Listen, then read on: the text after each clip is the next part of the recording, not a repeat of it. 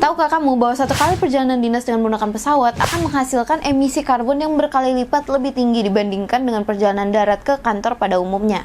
Bicara soal perjalanan dinas ataupun business travel, terdapat nilai atau harga yang kurang diperhatikan oleh perusahaan. Umumnya, harga yang kita biasa perhatikan hanyalah terkait dengan mahalnya tiket pesawat dan mahalnya biaya perjalanan tersebut. Tetapi, bagi perusahaan yang peduli terhadap keberlanjutan, maka terdapat nilai lainnya yang harus diperhatikan, yaitu berapa sih emisi karbon yang dihasilkan atas perjalanan dinas tersebut. Selamat datang kembali di series menghitung harga emisi karbon, karena emisi Anda ada harganya. Di episode sebelumnya, kita telah mempelajari cara menghitung emisi dari perjalanan harian karyawan dari rumah ke kantor. Di episode kali ini kita akan mempelajari bagaimana sih cara menghitung emisi untuk perjalanan dinas dengan menggunakan pesawat. Mengapa perhitungan ini menjadi salah satu perhatian? Dikarenakan pada POJK 51 2017 khususnya untuk perusahaan emiten di Indonesia, perjalanan dinas yang dilakukan oleh direksi terutama yang menggunakan pesawat harus diungkapkan pada laporan keberlanjutan. Sebelumnya, perjalanan dinas yang dilakukan oleh karyawan dari rumah ke kantor akan dihitung pada skop 3 kategori 7 pada employee commuting. Sedangkan perjalanan dinas yang dilakukan dengan menggunakan pesawat,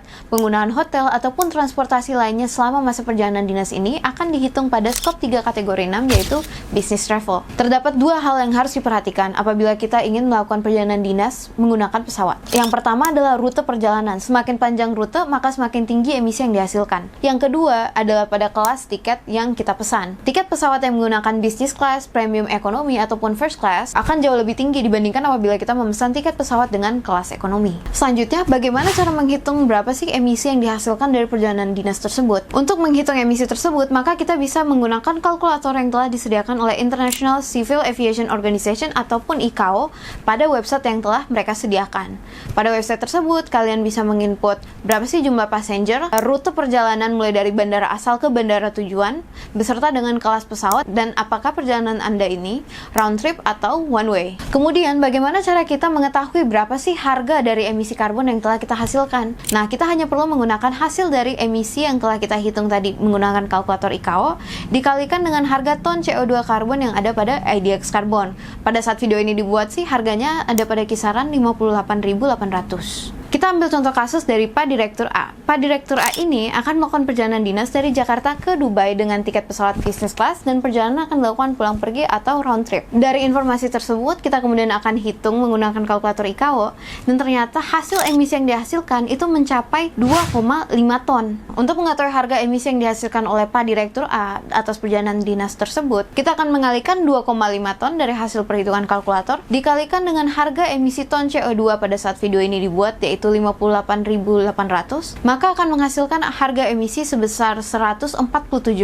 Nah, mungkin 147.000 ini menurut teman-teman terlihat kecil, tetapi apabila kita bandingkan dengan Budi pada video sebelumnya, di mana 1 bulan dia menggunakan perjalanan bolak-balik dari rumah ke kantor selama 1 bulan hanya mencapai 0,16 ton. Artinya, satu kali Pak Direktur A melakukan perjalanan dinas dari Jakarta ke Dubai, setara dengan 16 bulan si Budi bolak-balik dari rumah ke kantor dengan menggunakan kendaraan pribadinya. Bayangkan betapa timpangnya kebijakan yang bisa saja dijalankan pada kantor teman-teman. Kebijakan yang seperti penghematan listrik pada kantor, ataupun misalnya penghematan AC, effort-effort tersebut akan hilang begitu saja apabila kita melakukan perjalanan dinas dengan menggunakan pesawat tanpa mempertimbangkan kos ataupun dampaknya sendiri terhadap emisi yang telah dihasilkan kantor. Lalu, apa saja yang bisa dilakukan perusahaan untuk mencegah hal ini untuk terjadi? Umumnya kita akan memberikan 3 kebijakan yang dapat diterapkan pada perusahaan. Yang pertama adalah kebijakan virtual first. Sebelum kita memesan tiket pesawat, manajemen harus bertanya, apakah meeting ini krusial untuk dilakukan secara tatap muka?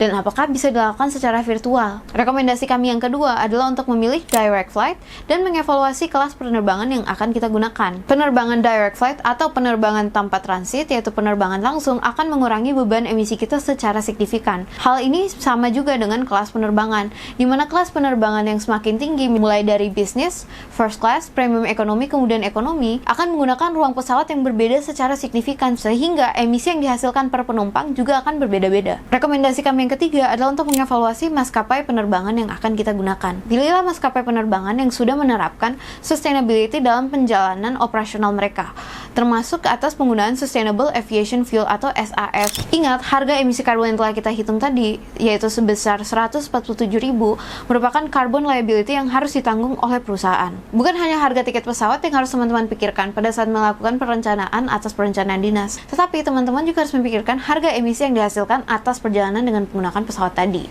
Sekarang giliran teman-teman. Cobalah periksa apakah terdapat kebijakan-kebijakan terkait emisi yang telah diterapkan pada kantor teman-teman. Mohon tuliskan di kolom komentar apabila terdapat kebijakan yang spesifik atas emisi tersebut. Terima kasih telah menonton video ini dan sampai jumpa di episode kami yang selanjutnya. Ingat, karena karbon Anda ada harganya.